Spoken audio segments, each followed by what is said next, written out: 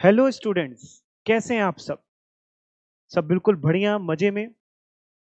अच्छा भाई, ये वीडियो मैं उन बच्चों के लिए रिकॉर्ड कर रहा हूँ खास करके जिनका आने वाली 10 तारीख से यानी 10 अगस्त को जिनका पेपर है। आज 2 अगस्त है। सेकंड को मैं ये वीडियो रिकॉर्ड कर रहा हूँ आपके लिए, ध्यान से जरूर देखिएगा जिनका भी पेपर 10 तारीख को है।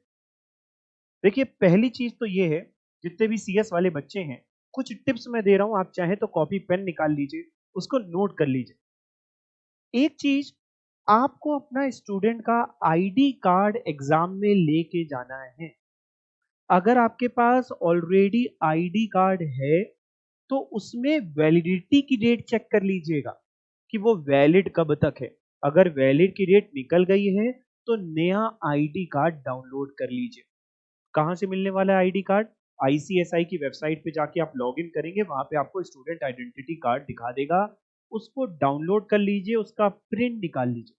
प्रिंट निकालने के बाद उसको आप किसी से अटेस्ट करा लीजिए, किसी सीएस से या किसी गेस्टेड ऑफिसर वगैरह से। तो एक बात तो ये हो गई। दूसरी बात, आप अपना एडमिट कार्ड तो लेके जाने ही वाले हैं एग्जामिनेशन सेंटर पे। एडमिट कार्ड में सारे पर्टिकुलर अभी तक आपने चेक कर लिए होंगे, प्रिंट निकाल लिया होगा, उसको लेके जाने वाले हैं। और एक काम करना, आधार कार्ड भी ले जाना, अगर बना हुआ है सेफर साइड, आधार कार्ड भी ले जाना। प्लस कैलकुलेटर कैरी कर लेना, लिखते चलो, कैलकुलेटर ले जाना। कुछ बच्चे कहते हैं थ्योरेटिकल पेपर है तो कैलकुलेटर की जरूरत नहीं है। सेफर साइड रख लेना कि मान लो किसी थ्योरेटिकल पेपर में ही कोई न्यूमेरिकल क्वेश्चन आ गया, सॉल्व करना पड़ गया, अब आप किसी से मांगोगे थोड़ी ना उस समय पे। यहां तक बात आपके समझ में आ गई? प्लस कुछ पेन वगैरह बेटा एक्स्ट्रा ले जाना है, एक दो। ऐसा नहीं कि जितने एक ही पेन, केवल कुछ बच्चे ऐसे होते हैं जेब में एक पेन लगाया और लेके चले गए। ऐसा आपने नहीं करना है, कुछ चीजें एक्स्ट्रा लेके अभी से ही उसको पैक करके रख दो। ठीक है, एक बात तो आपने ये नोट कर ली। दूसरी बात, अभी हम लोगों ने आपकी मॉक पेपर्स लिए, टेस्ट लिए ना, एग्जाम सीरीज ली, तो उसमें एक बड़ी कॉमन बात नोट हुई है जो बहुत जरूरी है आप तक पहुंचना। आप में से बहुत से बच्चों ने क्या कर रखा है, पेपर जब सॉल्व किया है तो आपने ऐसे किया है, आंसर 2 का ए, फिर उसके बाद आ गया 6 का डी, फिर 5 का पहुंच गया बी, फिर 2 का सी। बेटा ऐसे नहीं करना है। आपको कोई भी क्वेश्चन अटेम्प्ट कर रहे हैं, उसमें 3 पार्ट हैं, 4 पार्ट हैं, 5 पार्ट हैं, आपको वो सारे पार्ट सीक्वेंस वाइज अटेम्प्ट करने हैं। मतलब अगर क्वेश्चन नंबर 2 उठाया आपने पहले, तो 2 के सारे पार्ट आपको खत्म करने हैं, तब अगला क्वेश्चन पे जाना है। ऐसा मत करना, उसके लिए चेक करने वाले के लिए इतनी प्रॉब्लम मत खड़ी कर देना कि वो चेक करने से पहले ही समझ जाए कि बच्चा हमको परेशान कर रहा है तो हम बच्चे को परेशान करेंगे। ऐसा नहीं किया जाता। ठीक है, आपको सारे पार्ट्स एक साथ सॉल्व करने हैं, जो भी क्वेश्चन आप उठाएं। और ये आपको पता ही होगा, हर एक क्वेश्चन, हर एक पार्ट फ्रेश पेज से स्टार्ट करेंगे। कुछ बच्चों ने और भी क्या कर रखा है जो हम लोग ने ऑब्जर्व किया, कि आंसर नंबरिंग जो है वो गलत डाल रखी है। क्वेश्चन कोई और है, आंसर नंबर कोई और डाल रखा है। तो बेटा यहाँ तो हम लोग आपके अपने हैं, हम लोगों को आप पे दया आ जाती है। तो मैम क्या करती हो सकता है आपको नंबर दे देती, ठीक है। एग्जाम में आपके अपने नहीं हैं। अगर क्वेश्चन आपने डाला है कि ये क्वेश्चन नंबर 4 है, जबकि वो था आंसर नंबर 3, जबकि आपने आंसर नंबर 4 डाला था, आंसर 3, वो एक बार में काट देगा। तो एक गलती ये मत करना, आपको क्वेश्चन नंबरिंग सही डालनी, जो आंसर देना है उसी की नंबर डालना है। राइट। इसके बाद अगली बात, जब आपको एग्जाम में आंसर शीट मिलती है तो आंसर शीट का जो फ्रंट पेज होता है, वहां नॉर्मली क्वेश्चन लिखे होते हैं और टिक मार्क मांगा जाता है कि आपने कौन कौन से क्वेश्चन अटेम्प्ट करे। तो अगर ऐसा है तो उसमें टिक कर देना कि हमने कौन कौन से अटेम्प्ट करे। ये बात समझ गए? ठीक है। अगली कुछ और बातें हैं, ध्यान से सुनिएगा।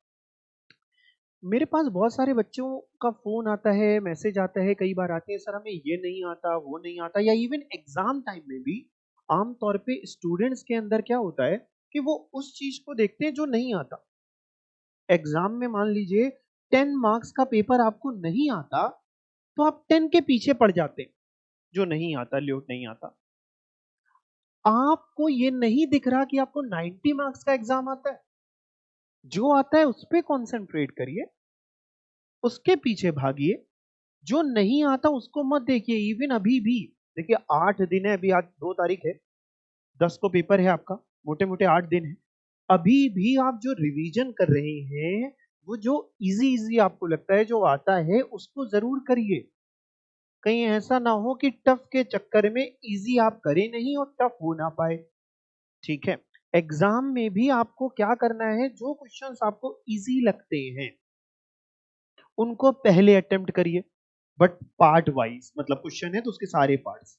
ठीक है, हाँ ये कर सकते हो एक ट्रिक थोड़ा सा, कि मान लो सपोज करो आपको लग रहा है भैया 2 का सी बाद में अटेम्प्ट करेंगे, तो 2 के सी के लिए स्पेस छोड़ देना, पेज छोड़ दो, अगले में आकर के फिर आप 2 का डी वगैरह जो भी है, फिर जो अगला क्वेश्चन आप करना चाह रहे हैं वो कर ले, और लास्ट में आप 2 का सी कर लीजिए, बट कर लीजिएगा, भूलिएगा नहीं।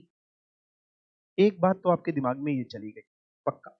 दूसरी बात, बेबी स्टेप्स लो, धीमे धीमे चलो। धीमे धीमे का मतलब ये नहीं है कि घर पे बैठ के आराम आराम से टीवी देख रहे हैं। बेबी स्टेप्स का मतलब ये है कि बेटा बहुत आगे का ना सोचो, बहुत ज्यादा रिजल्ट के बारे में ना भागो। अभी जो चल रहा है, आपको अभी जो भी पढ़ रहे हो उस पर कॉन्सेंट्रेट करो, उसको पढ़ो, उसको अच्छी तरीके से लेकर के चलना है आपको। कि भैया हम जो पढ़ने बैठे हैं, हम टैक्स पढ़ने बैठे हैं, या हम मॉड्यूल 2 में अकाउंट्स पढ़ने बैठे हैं, कैपिटल मार्केट पढ़ने बैठे हैं, या इधर हम जाए कंपनी लॉ वगैरह जो भी पढ़ने बैठे हैं, हम उस चीज के मास्टर हैं, हमें वो चीज अच्छे से पढ़नी, उस पर कॉन्सेंट्रेट करना है। अभी क्या होता है आपके साथ, आप एक सब्जेक्ट लेके बैठते हो, डर आपको लगता है कि भाई कंपनी लॉ तो पढ़ रहे हैं, जूरी छूट रहा है, सेटिंग छूट रहा है, टैक्स छूट रहा है। ऐसा नहीं है, जो पढ़ रहे हैं उसी को पढ़िए, अच्छे से पढ़िए। जब दूसरे का टाइम टेबल आएगा, आपने टाइम टेबल बनाया ही हुआ होगा, तब उसको पढ़िए। तो आराम से जिस समय जो देख रहे हैं, जो पढ़ाई कर रहे हैं, जो भी कर रहे हैं वो करना है। यहां तक बात गई दिमाग के अंदर। इसके अलावा आप एग्जाम में अगर किसी क्वेश्चन पे नहीं आ रहा है आपको, तो किसी क्वेश्चन पे आप स्टक मत हो जाइएगा, रुक ना जाइएगा कि उसी को आज हम निकाल के मानेंगे। आमतौर पे प्रैक्टिकल के सब्जेक्ट्स में ऐसा होता है, बच्चों को कोई क्वेश्चन नहीं आ रहा तो बच्चे लगे नहीं यार ये क्वेश्चन तो मैं कर ही लूंगा, उस चक्कर में आपने 15-20 मिनट अपने गवा दिए। नहीं, उस क्वेश्चन को वहीं रोकिए, आगे चलिए। अपने टैक्स वगैरह का पेपर, एफएम अकाउंट्स का तो एमसीक्यू ही है, इवन थ्योरी सब्जेक्ट्स में भी ध्यान रखिएगा। आगे चलिए, दूसरे क्वेश्चंस करिए जो आ रहे हैं, बाद में जब समय बचे तो आप उस क्वेश्चन पे जाइएगा। लेकिन ऐसा नहीं करना है आपको कि किसी एक क्वेश्चन को बहुत स्टक हो गए। या इवन थ्योरेटिकल सब्जेक्ट्स में कई बार क्या होता है, कोई क्वेश्चन आया और वो क्वेश्चन आपको बहुत अच्छे से आता है, आपने कहा वाह भाई वाह, अब आप अपनी पूरी कला उस क्वेश्चन को दिखाने में लगा देते हैं। आप कहते हैं इसमें तो हम सब कुछ लिखेंगे, इसमें तो हम पन्ने भर डालेंगे। अरे मेरे भैया रुको, 5 नंबर का अगर वो क्वेश्चन है तो एग्जामिनर क्या 10 नंबर देगा आपको? नहीं देगा ना। तो उतना लिखो जितनी पूछा है, जितनी जरूरत है उतना लिखो। ऐसा नहीं कि आज हम पूरी नॉलेज दिखा देंगे तो बाकी क्वेश्चंस करने का टाइम निकल जाएगा ना। घर पे तो कर नहीं रहे हो, एग्जामिनेशन सेंटर पे हो, 3 घंटे का पेपर है, उतने ही टाइम में आपने करना है। तो एक तो ये करो। अगली बात, कोशिश करो कि पूरे 100 नंबर का पेपर अटेम्प्ट कर पाओ। 100 मार्क्स का पेपर अटेम्प्ट करो। कोई क्वेश्चन नहीं भी आता, ये मैं थ्योरेटिकल के लिए बोल रहा हूं, एमसीक्यू के लिए नहीं बोल रहा हूं। कोई क्वेश्चन नहीं भी आता है तो कोशिश करो कुछ उसमें भी लिख दो। आपको पता है एग्जाम में स्टेप मार्किंग होती है, कुछ चीजों की नंबरिंग मिलती है। तो हो सकता है आपने पूरा क्वेश्चन ना लिखा, थोड़ा लिखा, ठीक है, नहीं देगा, या हो सकता है अगर दे दे तो 1-2 नंबर से बहुत किस्मत बदल सकती है। तो कोशिश ये करनी है कि कोई भी क्वेश्चन को छोड़ना नहीं है। ठीक, अगली बात, आप जब अपना एग्जामिनेशन हॉल से बाहर निकलेंगे पेपर देके, तो अपना पेपर किसी के साथ डिस्कस ना करिएगा, मत करिएगा। अगर अपना भला चाहते हैं मत डिस्कस करिएगा। आपको लग रहा है आपका पेपर अच्छा हुआ है, मत डिस्कस करिएगा। नहीं अच्छा हुआ है, मत डिस्कस करिएगा। जो होना तो हो गया ना, मत डिस्कस करिएगा। क्यों? क्योंकि आप डिस्कस करेंगे तो पहले तो टाइम जाएगा, अगला पेपर लगा हुआ है। दूसरा, आप डिस्कस करेंगे, वो कहेगा अरे तुमने इसमें तो ये लिखा है, इसका तो आंसर ये था। अब आप पूरे कॉन्फिडेंस के साथ थे कि भाई हम तो सही लिख करके आए हैं, सामने वाले ने आपके कॉन्फिडेंट को चूर चूर कर दिया। अब आप यही सोचते रहेंगे कि भाई क्या हुआ क्या नहीं हुआ। नहीं करना है डिस्कशन। इवन बहुत से बच्चे क्या करते हैं, घर पहुंच करके खुद के नंबर पहले निकाल लेते हैं, यार ये पेपर था, इसमें ये क्वेश्चंस मेरे सही, मेरे हिसाब से इतने बन रहे हैं। ये भी नहीं करना है। ये सारा काम आपको थोड़ी ना करना है, आपने इसके पैसे दिए ना, एग्जामिनेशन फी भरी है ना। ये काम इंस्टीट्यूट का है, आपका काम है एग्जाम देना। चेक मत करिए अपने पेपर, चेक वो करके नंबर देने वाले हैं आपको, तो उनको करने दीजिए बेटा, आप मत करिए। आप अगले पेपर की तैयारी करिए, जो बीत गया वो कल था, जो आने वाला है उस पर ध्यान लगाओ, जो दिया है उसका क्या करना। ठीक। अगली बात, कई बार एग्जाम बच्चे दे के जब निकलते हैं, पहला एग्जाम देके, खुदा ना खास्ता अगर वो पेपर बच्चों के हिसाब से अप टू द मार्क नहीं होता, तो बच्चे उसके बाद अगला पेपर देने ही नहीं जाते। बच्चे पहले ही अपना डिसीजन ले लेते हैं कि नहीं भाई मेरा तो नहीं होने वाला, मम्मी हम अगला पेपर नहीं देने जाएंगे, पापा हम अगला पेपर नहीं देने जाएंगे।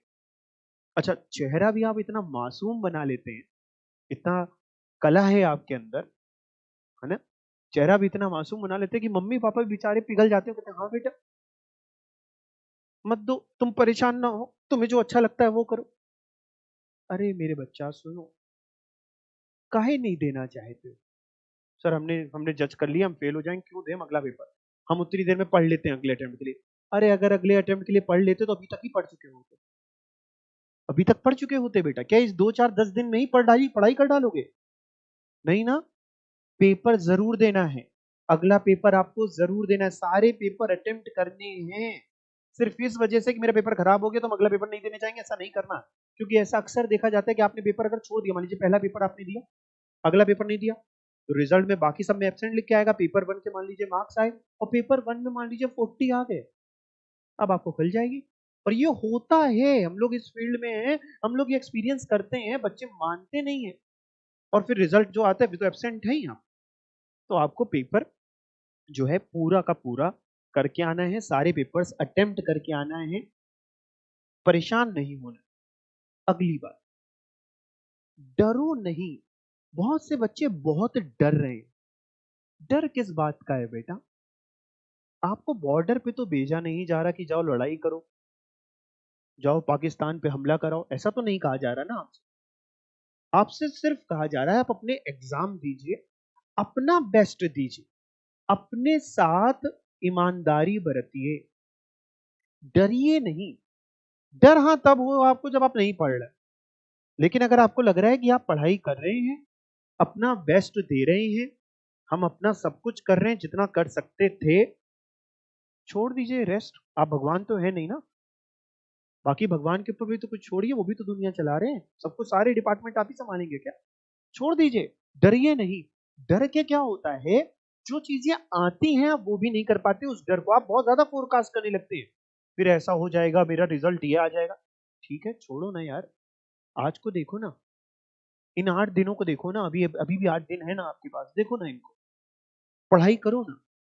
अगर सिंगल मॉड्यूल दे रहे हो तो एक दिन का भी तो गैप मिल रहा है ना, बहुत दे रहे हो तो नहीं मिल रहा है, लेकिन एक दे रहे हो तो मिल रहा है ना, एक दिन मॉड्यूल 1 का है फिर एक दिन मॉड्यूल 2 का है। तो यार फोकस करो ना अपनी पढ़ाई पे, रिजल्ट्स पे क्यों फोकस कर रहे हो? रिजल्ट्स, कृष्ण जी ने भी कहा है, कर्म की चिंता करो, फल की चिंता नहीं करनी है। फल अपने आप वो मिलेगा जो कर्म होगा, बट फल की चिंता के चक्कर में आप क्या करते हैं, कर्म ही नहीं कर पाते। तो एक बात आपके दिमाग में ये रखें।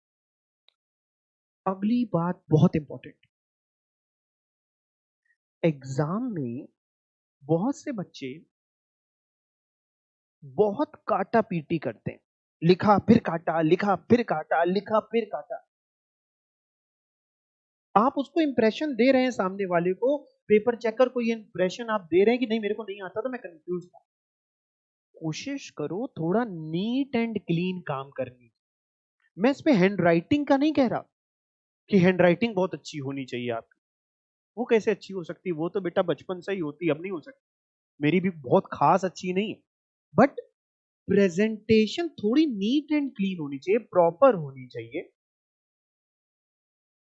उसको समझ में आए, पढ़ने का मन करे आप कहना क्या चाह रहे हो। और बात, बातों को कम घुमाओ, कम लपेटो। आपको लपेटने की आदत है ना, है ना, बीकॉम से लपेटने की आदत है, लपेटना नहीं है, लिखना पूरा है। मैं ये भी नहीं कह रहा हूं कि सिर्फ छोटा सा लिखो, लिखना पूरा है बट कम लपेटो। उसको परेशानी ना हो, पेपर चेकर को परेशानी ना हो कि बच्चा कहना क्या चाहते हो, भैया आखिर कहना क्या चाहते हो भाई साहब, ये तो बताओ। ऐसा नहीं, बात गई दिमाग के अंदर, ये बातों को आप दिमाग में रखेंगे। अगली बहुत एक और जरूरी बात, इधर में क्या हो रहा है बेटा, बहुत से बच्चे ऑप्ट आउट कर रहे हैं, पेपर नहीं देना, हम ऑप्ट आउट कर लेते हैं, सर अगस्त के लिए प्रिपेयर नहीं, हम दिसंबर में प्रिपेयर कर लेंगे, ऑप्ट आउट कर लेते हैं। उनको देखे देखी क्या होता है, जो पेपर दे भी रहे होते हैं ना, उनके भी दिमाग में आ जाता है कि भैया ऑप्ट आउट कर लेते हैं। बेटा आप ऑप्ट आउट करके बहुत अच्छा काम नहीं कर रहे हो। आपको क्या लगता है, आप ऑप्ट आउट कर लोगे तो दिसंबर में जाकर के फिर आप जो कह रहे हो कि आप तैयार हो जाओगे, गलत कह रहे हो। तैयार होना होता तो अभी तक हो गए होते, पेपर तो जून में थे ना, बिकॉज ऑफ कोविड पोस्टपोन होके अगस्त में हुए ना, अभी भी नहीं फिर तैयार हो पाए तो कब तैयार होगे। ये तो मैदान छोड़ के भाग रहे हो। कुछ नहीं, आप क्या करते हो, आप सिर्फ अपने आप को ये दिलासा दे रहे हो कि भाई अभी तो निपटाओ, ऑप्ट आउट करो, बाकी बाद में देखी जाएगी। चलो आप कर भी रहे हो तो भी ठीक है, लेकिन वो बच्चे सुनिए जो ऑप्ट आउट नहीं कर रहे, वो क्या होता है, वो डिमोटिवेट हो जाते हैं आप लोगों को देख करके, आप जो ऑप्ट आउट कर रहे हैं। आप डिमोटिवेट ना हो, ये उन बच्चों को पता है जो ऑप्ट आउट नहीं करते, उनको अंदर से ये लगने लगता है हम कुछ गलत कर रहे हैं। वो कहते हैं सर मेरे 4-5 दोस्तों ने ऑप्ट आउट कर लिया, हमें तो समझ में नहीं आ रहा सर। बेटा आप कुछ गलत नहीं कर रहे हो, पेपर तो देना ही है, अपना तो बेस्ट देना ही है। रिजल्ट क्या आता है वो अलग बात है। क्या ऑप्ट आउट जिन्होंने कर लिया वो पास है, वो भी तो फेल ही है। वो तो उनके अंदर तो इतनी हिम्मत भी नहीं थी कि एग्जाम जाके दे पाए। आपको पता है ऑप्ट आउट क्यों लाया गया, उसका कारण क्या है, वो बच्चे यूज क्या कर रहे हैं। ऑप्ट आउट के पीछे इंस्टीट्यूट सिर्फ इसलिए लेकर के आया कि मान लीजिए किसी के यहाँ कोई कोविड से रिलेटेड प्रॉब्लम है या कोई ऐसी प्रॉब्लम है, उसकी वजह से ऑप्ट आउट लाया गया। किसी के यहाँ कोई कोरोना है, कोविड में कोई पेशेंट है, मे बी वो स्टूडेंट है या उसके परिवार वाले हैं, या कोई भी ऐसी दिक्कतें हैं जिसकी वजह से वो एग्जाम नहीं दे पा रहा, तो वो ऑप्ट आउट कर ले। अच्छा रिपोर्ट वो हर किसी से मांग नहीं सकते, उसका गलत फायदा उठा रहे हैं ज्यादातर बच्चे। आपको तो जो ऑप्ट आउट कर रहे हैं उसमें से 99% बच्चे गलत फायदा उठा रहे हैं। वो उनको लग रहा है ऑप्ट आउट कर लो, ऑप्ट आउट बढ़िया है, बढ़िया 1200 रुपए बचेंगे, एक मॉड्यूल की एग्जामिनेशन फीस अगली बार काम आएगी। वाह बेटा वाह, क्या काम कर रहे हो। अपने हिंदुस्तान में हम लोगों की आदत है कि कोई भी अगर ऐसी चीज लाई जाए तो फटाक से उसके मजे लेते हैं, भले ही वो बर्बाद क्यों ना कर रही हो आपको। ऑप्ट आउट आपके लिए नहीं था। हाँ मैं कह रहा हूं, हो सकता है आप में से जो मेरा वीडियो देख रहे हो, भगवान ना करे अगर किसी के यहाँ कोई प्रॉब्लम है मेडिकल रिलेटेड या कोई ऐसा इश्यू है, तो आप ऑप्ट आउट करिए। ऐसा नहीं हेल्थ को कंप्रोमाइज करके पेपर नहीं देना, या मम्मी पापा ही मना कर रहे हो तो उनके अगेंस्ट में नहीं जाना, ठीक है आप ऑप्ट आउट करिए। बट बेटा वो लोग जिनके यहाँ भगवान की दया से ऐसी कोई प्रॉब्लम नहीं, जो पेपर दे सकते हैं, वो सिर्फ पेपर इसलिए नहीं दे रहे कि हमारी तैयारी नहीं हुई। बेटा ये क्या बात है, आपको क्या बताया नहीं गया था क्या कि आपके पेपर पता था ना, आपको सारी चीजें पता थी ना, क्यों नहीं तैयारी हुई। आपको क्या लग रहा है आप दिसंबर में तैयारी कर लोगे। अभी 10 अगस्त वाले पेपर को 2021 आपको नहीं लग पा रहा, दिसंबर में लग रहा है, और मान लो दिसंबर तक अगर फॉर भगवान ना करे ये थर्ड वेव वाला जो सीनेरियो चल रहा है, अगर वो उस समय आ गई, फिर लॉकडाउन हो गया, फिर इंस्टीट्यूट को मजबूरन पेपर पोस्टपोन करने पड़े, क्योंकि इस समय ये सिचुएशन अपने किसी के हाथ में नहीं है, ना हम मेरे हाथ में, ना इंस्टीट्यूट के हाथ में है, ना आपके हाथ में, ना गवर्नमेंट के हाथ में। सब अपना बेस्ट करने की कोशिश कर रहे हैं, बट खुदा ना खास्ता अगर उस समय प्रॉब्लम हुई, फिर से पोस्टपोन करने पड़ा, देन फिर आप जून में जाओगे, अगले जून में पेपर हुआ, क्या कितना टाइम आपको आपने लेकर के इसका क्या टारगेट बनाया है। कुछ तो टारगेट दिमाग में होगा, क्या टारगेट है, 50 साल में सीएस करना है, यही जीवन है क्या। अरे भैया एक डिग्री लेनी है, उसको एक टाइम फ्रेम में लो ना, आगे बढ़ो। जीवन तो अभी बहुत पड़ा है, अभी तो जीवन की शुरुआत होनी बची है, तो डरना नहीं है, आगे बढ़ना है। जो बच्चों ने ऑप्ट आउट नहीं किया है वो दूसरे के डर से ऑप्ट आउट प्लीज मत करिए, मैं आपके साथ खड़ा हूं, मैं आपके साथ खड़ा हूं बेटा। पता है मेरी नजरों में एक बच्चा जो देने गया और नहीं पास हो पाया, वो ज्यादा काबिल है एज कंपेयर टू दैट बच्चा जो देने ही नहीं गया। क्योंकि जो देने ही नहीं गया वो तो डर गया, वो तो एग्जाम से डर गया। भाई आज तक आपने इतने एग्जाम दिए, आप डर गए। आप डर इस बात से गए कि भाई रिजल्ट आएगा तो क्या होगा। अरे भैया फेल ही तो आएगा, ना देना भी तो फेल ही है। एक बच्चा जो सीरियस कर ही नहीं रहा है, जो आमतौर पे सिंपली बीकॉम कर रहा है, क्या वो बहुत अच्छा है? क्या नहीं भाई, आप उससे अच्छे हैं। तो खैर, जिन्होंने ऑप्ट आउट अभी तक नहीं किया है वो ऑप्ट आउट मत करिएगा प्लीज, मेरी रिक्वेस्ट है बेटा, प्लीज एग्जाम दो। अगर कोई ऐसी कोविड से रिलेटेड प्रॉब्लम नहीं है, घर वाले अलाउ कर रहे हैं, मम्मी पापा से खास परमिशन ले लेना, अगर वो अलाउ कर रहे हैं तो अपनी पूरी सेफ्टी मेजर्स लेते हुए, सारे प्रिकॉशंस, मास्क वगैरह, सैनिटाइजर, सैनिटाइज करते रहना, अपने आप को सैनिटाइजर कैरी करना, सारे प्रिकॉशंस लेते हुए पेपर दो बेटा। भागना, चीजों से भागना, प्रॉब्लम से भागना कभी सॉल्यूशन नहीं। प्रॉब्लम तो आज नहीं तो 2 महीने बाद फिर आ जाएगी। अगस्त और दिसंबर में अंतर ही कितना है। तो एटलीस्ट पेपर दो, क्या पता आपको पेपर आपके हिसाब से इजी आ जाए और आप बढ़िया निकाल लो, क्या पता। तो अपना तो कर्म तो करो, नहीं देना तो कभी रिजल्ट ही नहीं आने वाला। ठीक, अगली बात, मैं पहले अकाउंट्स और एफएम के लिए बात कर लेता हूँ।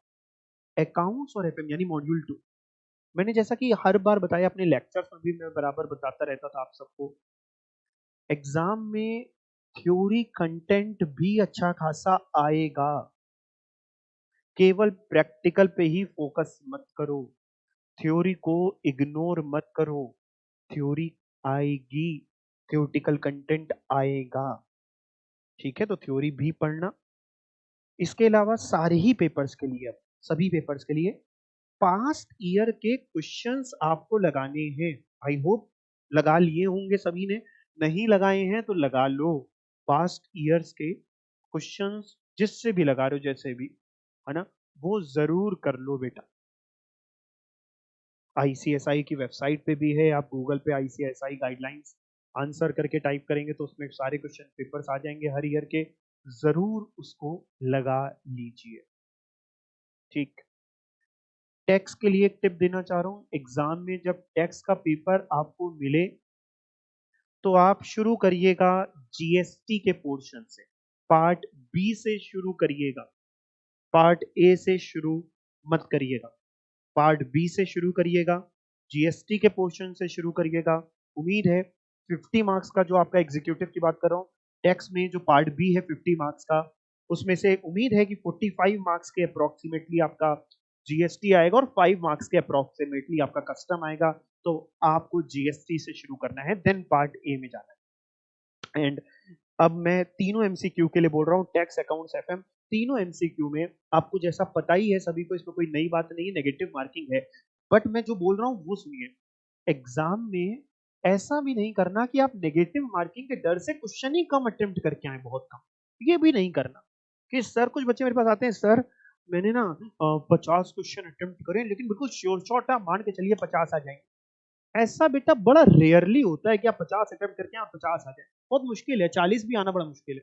आप अटेम्प्ट ही कम करके आए, क्योंकि आप तो अपने हिसाब से सही अटेम्प्ट करके आए। कोई भी बच्चा गलत भी तो टिक लगाता नहीं, उसको बी लग रहा है कि सही है तो बी में टिक लगाएगा, क्योंकि होगा मान लीजिए मे बी सी, राइट?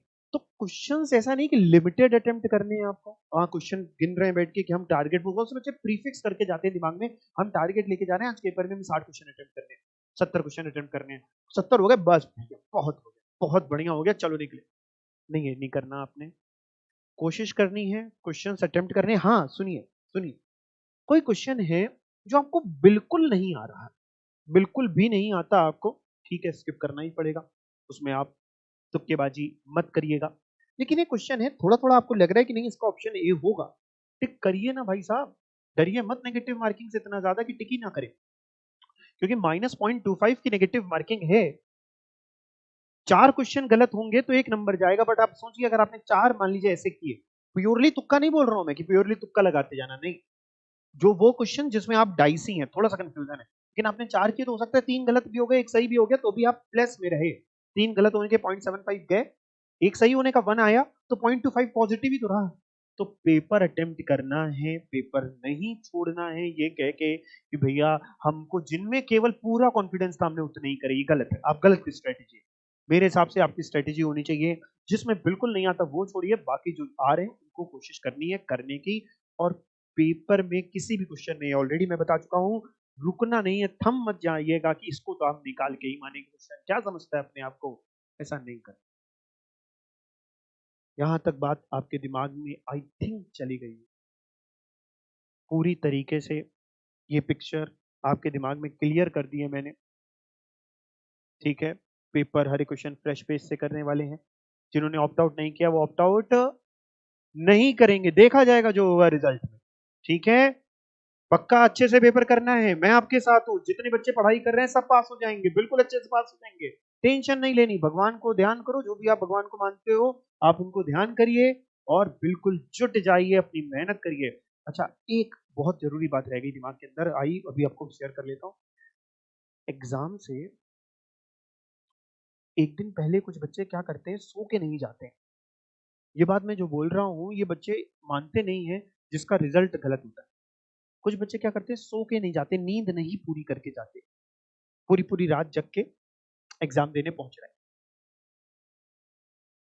ऐसा मत करिएगा। आप अगर ऐसा करेंगे तो आप उस 3 घंटे में सोएंगे, मे भी आपकी आंखें खुली होंगी, दिमाग सो रहा होगा, क्योंकि भाई दिमाग की कैपेसिटी है, हम सब एक ह्यूमन बीइंग है, हमारी सबकी एक कैपेसिटी है भैया, हम कितने काम देर काम कर सकते हैं। तो प्रॉपर नींद तो लीजिए 6 से 8 घंटे की, और खाली पेट नहीं जाना है, खा पी के जाना है बढ़िया टनाटन। उतना भी ओवर मत कर लेना कि वहां खाने की वजह से नींद आए। तो ठीक ठाक खा पी करके अच्छे से जाओ, खुशी खुशी जाओ, बढ़िया काम करने जा रहे हो, कुछ गलत काम करने नहीं जा रहे हो, अच्छा काम करने जा रहे हो, खुशी खुशी जाओ, चेहरे में खुशी लेकर के जाओगे, जब पेपर पकड़ो खुशी के साथ तो पेपर अच्छा ही होगा, पेपर खराब नहीं होगा, ठीक है। और उन क्वेश्चंस पे फोकस करना है जो क्वेश्चंस आपको आते हैं, उन पे दिमाग नहीं लगा के बैठ जाना है कि हाय राम हाय हाय मेरा इतने नंबर पेपर नहीं आता था, ठीक। इसके अलावा कंपनी लॉ वगैरह का पेपर एक बार और सुन लीजिए, कंपनी लॉ वगैरह का पेपर थोड़ा सा लेंदी आता है, शुरुआत से ही तेजी से हाथ चलाइएगा, एग्जाम में पेपर मत छोड़ दीजिएगा कि सर हम तो 3 घंटे में केवल 60 मार्क्स का अटेम्प्ट कर पाए, 40 मार्क्स का हमें आता था बट छूट गया, टाइम नहीं था। ये बात नहीं करनी है आपको, टाइमली काम करना है। हर एक काम करिएगा। अभी इससे जस्ट पहले अपना कौन सा दिसंबर का पेपर हुआ था, दिसंबर 2020, दिसंबर 2020 के पेपर देखिएगा, क्वेश्चन पेपर आईसीएसआई में उसमें जाके कि कुछ में कितने पार्ट आते हैं, वैसे क्लास में आपको समझाए, आपको पता ही है, लेकिन एक बार देख लीजिएगा। और उसमें ना टाइम एलोकेट कर लेना, जैसे कंपनी लॉ का पेपर है तो इसमें ये क्वेश्चन है, टोटल 3 घंटे हैं, तो 3 घंटे में पहले तो आप एक काम करना, 3 घंटे का मतलब है 180 मिनट्स, बट 180 में ना आप 150 मिनट्स अपने दिमाग में रखना, 30 मिनट को आप मार्जिन लेके चलना, 150 मिनट के हिसाब से टाइम एलोकेट करके जाओ एग्जाम में कि इस पार्ट में हम इतना समय देंगे, इस पार्ट में इतना समय देंगे, और घड़ी लेके जानी है, घड़ी होगी ना, ठीक है ना, कैलकुलेटर घड़ी लेके जानी है, फोन भले ही ना लेके जाओ कोई बात नहीं। अच्छा, कुछ बच्चे रफ शीट ले जाते हैं टेक्स्ट वगैरह के पेपर में एक्स्ट्रा, वैसे क्वेश्चन पेपर के पीछे होता है, लेकिन तब भी अगर आप एक्स्ट्रा ले जा रहे हैं तो आपकी ड्यूटी है आप पहले जाके उनको दिखा दें कि सर, जो भी वहां पे एग्जामिनर है, कि सर इन्विजिलेटर को दिखा दें कि सर हम ये लेके आए हैं, सर ये रफ शीट लेके आए हैं, अलाउड है कि नहीं है, आगे पीछे बिल्कुल प्लेन है, लिखा कुछ नहीं है, अलाउड है कि नहीं। अगर वो कहें अलाउड है तो आप रख लीजिए अपने पास, अगर वो कहें नहीं अलाउड है तो आप हटा दीजिए। ऐसा नहीं चोरी छुपे मत लेके जाइए, नहीं तो बाद में मान लीजिए आपने लिखा वहीं बैठ के सॉल्व किया, उसने देखा तो उसको लगेगा आप चीटिंग के लिए खर्रा लाए, ये काम नहीं करना है, ठीक है। एक बात और, कोशिश करिएगा एग्जामिनेशन हॉल में बैठ के चीटिंग मत करिएगा, वो आदत नहीं करनी है आपको कि एग्जाम में बैठ करके आप एमसीक्यू एक दूसरे से पूछना मत करिए, अपना काम करिए, जितना आता है उतना ईमानदारी से करिए, चीटिंग से कुछ नहीं होता, अपना काम ईमानदारी से करके आएंगे, पूरी चीजें सब कुछ ठीक है। मेरे को और मैम को बहुत से बच्चों ने अपने डाउट्स भेजे थे, हम लोग ने सारे डाउट्स निपटा दिए हैं अपनी तरफ से। तब भी अगर आपका कोई डाउट स्किप हो गया हो या आप कुछ पूछना चाह रहे हैं, मोस्ट वेलकम है, हम लोग आपके लिए एग्जाम तक हर समय अवेलेबल हैं। आप आके एकेडमी पूछना चाह रहे हैं, एकेडमी ओपन है, आप इंडिविजुअल डाउट पूछना चाहें उसमें गवर्नमेंट की मनाही नहीं है, आप पूछ सकते हैं। वैसे आप व्हाट्सएप वगैरह पे पूछ लीजिए, आपका टाइम ना बर्बाद होए, तो डाउट्स पूछ लीजिए, अगर कोई अगर निकले, अभी भी बच्चे हैं आपके तो आपको लग रहा नहीं है हमें पूछना है, पूछ लीजिए, या कुछ इसमें कोई चीजें आप जानना चाह रहे हो कि आईडी कार्ड या कुछ भी ऐसी चीज, आप बिल्कुल पूछिए। पहले से अपना बैग सेट कर लीजिए, अच्छे से जाइए, खा पी के जाइए, नींद पूरी करके जाइए, पेपर आपका बहुत अच्छा होगा, ठीक है, चलिए ऑल दी बेस्ट, अच्छे से पेपर करिएगा, बढ़िया रिजल्ट लाना है अपने को, ठीक है, बाकी अपना अच्छा करना है, रिजल्ट ठीक है छोड़ो, अपना अच्छा करना है, जो होगा देखा जाएगा, सब अच्छा ही होने वाला है, ठीक है, चलो बाय बाय, जय बाबा की, बाय।